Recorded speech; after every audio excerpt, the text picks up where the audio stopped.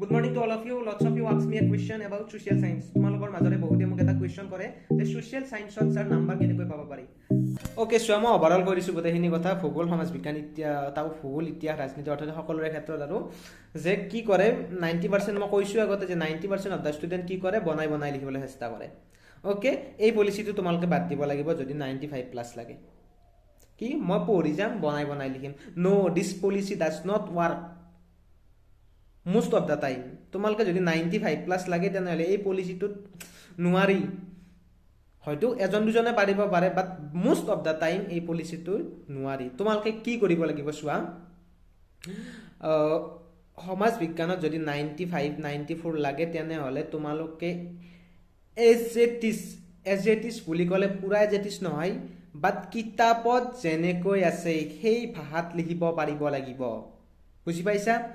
যে প্ৰশ্ন এটা আহিল যে পথৰুঘাটৰ বিদ্ৰোহৰ বিষয়ে বৰ্ণনা কৰা, 5 মাৰ্ক হিষ্টৰীত আহিব কুৱেশ্যন। পথৰুঘাট বা ৰঙিয়া বিদ্ৰোহ আছে, বা নগাসকলৰ বিদ্ৰোহ আছে, জয়ন্তীয়া বিদ্ৰোহ, এনেকুৱা বহুত কিবা কৃষক বিদ্ৰোহ সকলবিলাক আছে। তাৰ ভিতৰত এটা কুৱেশ্যন আহে, মই এটা এক্সাম্পল দিছোঁ, 5 নাম্বাৰ থাকিব। তোমালোকে কি কৰিবা, বেছিভাগে কি কৰিবা, গোটেইখিনি পৰীক্ষাৰ আগদিনা পঢ়ি যাব, পঢ়ি যায় খেলি মিছি ক'ত কথা ক'ত গৈছে পাত্তা নাই, লাষ্টত যাই 1 পাত 2 পাত এনচাৰ লিখিব আৰু সেই এনচাৰটোত লাগিব তেওঁলোকক 5 নম্বৰ। কিন্তু সেই এনচাৰটোত 5 নম্বৰ পাব জানো? নাপায়, কাৰণ সেই এনচাৰটোত মেইন যিখিনি পইণ্ট উঠিব লাগিছিল ধৰা হ'ল পথৰুঘাটৰ বিদ্ৰোহৰ এইখিনি ঘটনা, এইখিনি উঠিব লাগিছিল। তাত যদি ৰঙিয়া বিদ্ৰোহৰ কথা উঠি যায়, জয়ন্তীয়া বিদ্ৰোহৰ কথা উঠি যায়, তেনেহ'লে সেইটো একজেক্ট এনচাৰ হ'বই নোৱাৰে। তাত আৰু তুমি 2 পাত 10 পাত লিখিলেও মাৰ্কছ নোপোৱা। তুমি কি লিখিব লাগিব, পথৰুঘাটৰ বিদ্ৰোহত যিখিনি ঘটনা হৈছিল সেইখিনি কথা লিখিব লাগিব। আৰু সেইখিনি কথা কেতিয়া লিখিব পাৰিবা, যেতিয়া তোমালোকে সেইটো কিতাপৰ পৰা এজ এট ইজ বুলি ক'লে 100% এজ এট ইজ হোৱাৰ কথা কোৱা নাই মই। প্ৰত্যেকটো লাইনত যিটো এটা অৰ্থ ওলাই আছে, প্ৰত্যেকটো লাইনৰ এটা গুৰুত্বতা আছে, সেইটো বস্তু তোমাৰ এনচাৰত উঠিব লাগিব। বুজি পাইছানে? একদম ইজি, বহুতে হাৰ্ড বুলি ভাবিছে কথাখিনি। যে ধৰা হ'ল তোমাক দিছে ৰঙিয়া বিদ্ৰোহৰ কথা, ৰঙিয়া বিদ্ৰোহৰ যিকেইটা লাইন আছে তোমালোকে কি কৰি ল'লা, ৰঙিয়া বিদ্ৰোহ বুলি আহিলে মই এইখিনি কথা লিখিব লাগিব।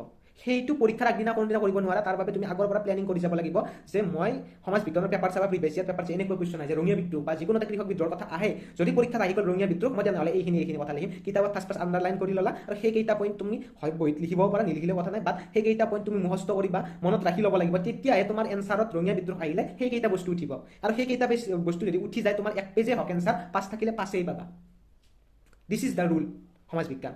আমি কি কৰোঁ যে আমি কি কৰোঁ ক'লো মই তোমালোক আগতে যে আমি গোটেইখিনি পঢ়ি যাওঁ, যাৰ ফলত আমাৰ চনবিলাক মনত নাথাকে, ৰজা মহাৰাজা বা যিবিলাক মানুহৰ নাম, ইম্পৰ্টেণ্ট ব্যক্তিসকলৰ নাম মনত নাথাকে, আমাৰ উল্টা পেল্টা হৈ যায়, যাৰ ফলত আমি মানুহসকলৰ নামবিলাক লিখিব নোৱাৰোঁ, চনবিলাক লিখিব নোৱাৰোঁ, ঠাইবিলাকৰ নাম লিখিব নোৱাৰোঁ। আমাৰ কি লিখোঁ, আমাৰ যে ঘটনাটো ষ্টৰি টাইপত যিখিনি মনত থাকে সেইখিনি বহুৱাই দিওঁ। বাট এনেকুৱা এনচাৰ লিখিলে তোমালোকে 5ৰ ভিতৰত 3 বা 2 বা 4 পাব পাৰা। 5ৰ ভিতৰত 5 লাগিলে বা 4 লাগিলে তোমালোকে কি কৰিব লাগিব, সেই বিদ্ৰোহটো বা মই বিদ্ৰোহৰ কথা কৈছোঁ, বেলেগ কুৱেশ্যন আহিব পাৰে যে মণিৰাম দেৱানৰ ভূমিকা লিখা বা ভাৰত ত্যাগ আন্দোলনৰ কথা লিখা। এতিয়া কিতাপত বঢ়িয়া টপিক দিয়া আছে, পঢ়িব লাগিব। সেইবাবে তোমালোকে এতিয়াৰ পৰা আৰম্ভ কৰা যে সমাজ বিজ্ঞানত 95+ লাগিবই, সম্ভৱ, বহুতে পায়।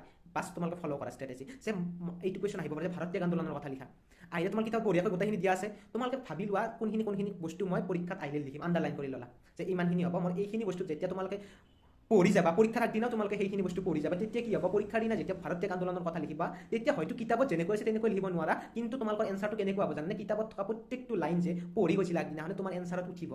সেইটো বস্তুৱেই মেইন। কিতাপৰ লাইন টু লাইন একে হ'ব হ'লেতো বহুত ভাল, নহ'লেও কথা নাই, কিন্তু তোমালোকে যদি সেনেকুৱা হিচাপত যে কিতাপৰ লাইন টু লাইন হিচাপে লিখিম মই, তেনেকুৱা হিচাপত প্ৰিপাৰেশ্যন কৰি যোৱা, তেতিয়া কি হ'ব, তোমালোকৰ এনচাৰ যিটো হ'ব সেই এনচাৰটো কি হ'ব, প্ৰত্যেকটো লাইনতে কি হ'ব, তোমালোকৰ কিতাপৰ কথাবিলাক ফুটি উঠিব, এই চনবিলাক ফুটি উঠিব, নামবিলাক ফুটি উঠিব।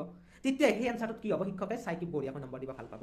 যদি তোমালোকে গোটেই হেৰি কৰি আকৌ প্লেনিং নকৰি কেৱল পঢ়ি যোৱা, তেতিয়া কি হ'ব, তোমালোকৰ ষ্টৰি টাইপত কথাখিনি উঠি যাব যে চন নাথাকিব, তাত মানুহৰ নাম নাথাকিব, ঠাইৰ একজেক্ট নাম নাথাকিব, বেলেগ বিদ্ৰোহৰ তথ্য তোমালোকৰ বেলেগ এনচাৰত সোমাই যাব, যাৰ ফলত ফুড মাৰ্কছ ইমান এটা নাহিব পাৰে। অ'কে, বুজি পালা? এইটো হৈছে ৰুল। প্লাছ ছেকেণ্ড, ভূগোলৰ ক্ষেত্ৰতো ছেম কৰিব পাৰা। ভূগোলৰ ক্ষেত্ৰত তোমালোকে যিবিলাক ডাটা দিয়া থাকে, ডাটা অক্ষাংশ, দ্ৰাঘিমাংশ, তাৰপিছত তোমালোকৰ ভাৰতৰ ক'ত এনেকুৱা বহুত ডাটা থাকে নহয় তোমালোকৰ, বা ভাৰতীয় সংস্কৃতিৰ কথা এটা আছে চেপ্টাৰ, তোমালোকৰ গোটেইখিনি বস্তুবিলাক মনত ৰাখিবা। এনেকুৱাকৈ কৰিলে, যেনেকৈ মই এতিয়া ক'লোঁ হিষ্টৰীৰ ক্ষেত্ৰত, জিঅ'গ্ৰাফীৰ ক্ষেত্ৰত তেনেকুৱা কৰিলে তোমালোকৰ ৰৈ নাযায় বস্তুবিলাক। জিঅ'গ্ৰাফীত সহজ, আৰু জিঅ'গ্ৰাফীত ষ্টৰি টাইপত মনত ৰাখিলেও তোমালোকৰ ডাটাবিলাক উঠি যায়। হিষ্টৰীত কিন্তু ভুল হৈ যায়, বহুতে পাহৰি যায়, উল্টা পেল্টা লাগি যায়। অ'কে, পাৰিবা জিঅ'গ্ৰাফীত।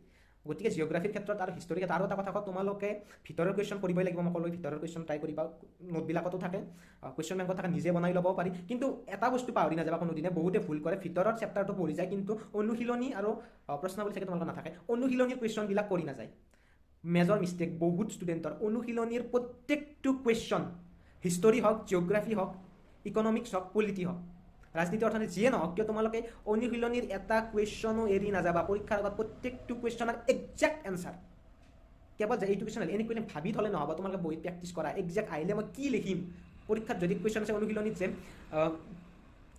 কি কুৱেশ্যন আছে যে অসহযোগ আন্দোলনৰ মহাত্মা গান্ধীৰ ভূমিকা বা অসহযোগ আন্দোলনত অসমৰ কেনেকুৱা প্ৰভাৱ আছে অনুশীলন কুৱেশ্যন আছে যদি সেই কুৱেশ্যনটোৰ এনচাৰ তোমালোকে বহীত কৰা যিখিনি কিতাপত যেনেকৈ আছে তেনেকৈ কৰিবলৈ চেষ্টা কৰা কিতাপত অসহযোগ আন্দোলন উলিয়াই লোৱা তাত লাইন আণ্ডাৰলাইন কৰা এইকেইটা পইণ্ট লিখিব লাগিব সেনেকৈ লিখিবলৈ চেষ্টা কৰা তেতিয়াই পৰীক্ষাত তোমাৰ যেতিয়া এনচাৰটো লিখিবা কিতাপৰ মতে নহ'লেও কিতাপৰ বহুতখিনি তথ্য তোমাৰ এনচাৰত আহি যাব আৰু এনচাৰটো ভাল হ'ব বুজি পাইছা অ'কে ভিডিঅ'টো দীঘল হৈছে প্লাছ তোমালোকে বুজাই দিলোঁ অনুশীলনী কুৱেশ্যন এৰি নাযাবা অৰ্থনীতি আৰু ৰাজনীতিৰ ক্ষেত্ৰতো তোমালোকৰ 1 নম্বৰীয়া কুৱেশ্যন সোধে সেইবিলাক এনে বেংকৰ নাম কিবা কিবি এইবিলাক আছে নহয় সেইবিলাক পাহৰি নাযাবা অনুশীলনী বাই মাষ্ট কৰি যাবাই আৰু 100% এটেম্প কৰিবা আৰু তাৰ বাবে কি কৰিব লাগিব ঘৰত প্ৰেক্টিছ কৰিব লাগিব বহুতৰ কি হয় সমাজ বিজ্ঞানৰ এনচাৰ কৰা নহয় পেপাৰ শেষ নহয় পৰীক্ষা 3 ঘণ্টাৰ ভিতৰত কমপ্লিট নহয় মোৰো হোৱা নাছিল আগতে কিন্তু but if you practice then you will get success যদি তোমালোকে প্ৰেক্টিছ কৰা যে 3 ঘণ্টাৰ ভিতৰত মই কেনেকৈ শেষ কৰোঁ যদি এটা এনচাৰে তুমি 4 পাত 5 পাত লিখা তেনেহ'লে জিন্দগীটো শেষ নহয় 3 ঘণ্টাত তোমাৰ পেপাৰ অ'কে তোমালোকে এনচাৰবিলাক মিনিমাইজ কৰিব শিকিব লাগিব যে এক পেজৰ ভিতৰত মই বেষ্ট এনচাৰ কেনেকৈ লিখিব পাৰিম তেতিয়া তোমালোকে কি কৰিব লাগিব কিতাপৰ মতে লিখিবলৈ চেষ্টা কৰিব লাগিব তেতিয়া পাৰিবা অ'কে তাৰ বাবে প্ৰেক্টিছ কৰিব লাগিব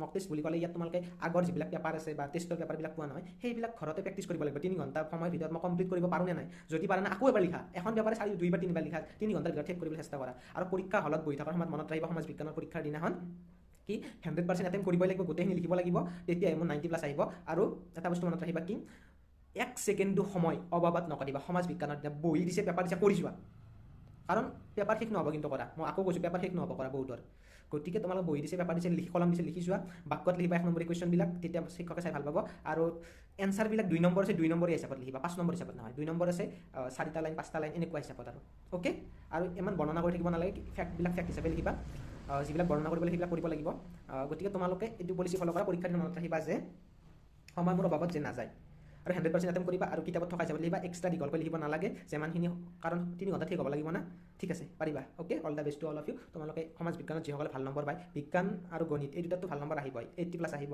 যদি অসমীয়াটো আহিব যদি সমাজ বিজ্ঞানতো আহি যায় তোমালোকে ডিষ্টিংশ্যন পোৱাৰ বহুত কাষত আহি যায় আৰু ষ্টাৰটো পাবাই okay then best of luck তোমালোকৰ পৰীক্ষা ভাল হ'ব HSLC ইমান বহুত সহজ পৰীক্ষা জীৱনৰ বহুত সহজ পৰীক্ষা অ'কে তোমালোকে কেৱল চেষ্টা কৰা থেংক ইউ বহুত ইম্পৰ্টেণ্ট কথা তোমালোকক প্ৰিভিয়াছ ইয়াৰ পেপাৰ প্ৰত্যেকটো কুৱেশ্যন কৰিবা আগতে কৈছোঁ মই আকৌ কৈছোঁ যে প্ৰিভিয়াছ ইয়াৰৰ পেপাৰৰ এটা কুৱেশ্যনো নেৰিবা ঠিক আছে চিলেবাছৰ যিখিনি আছে গোটেইখিনি কুৱেশ্যন প্ৰেক্টিছ কৰিবাই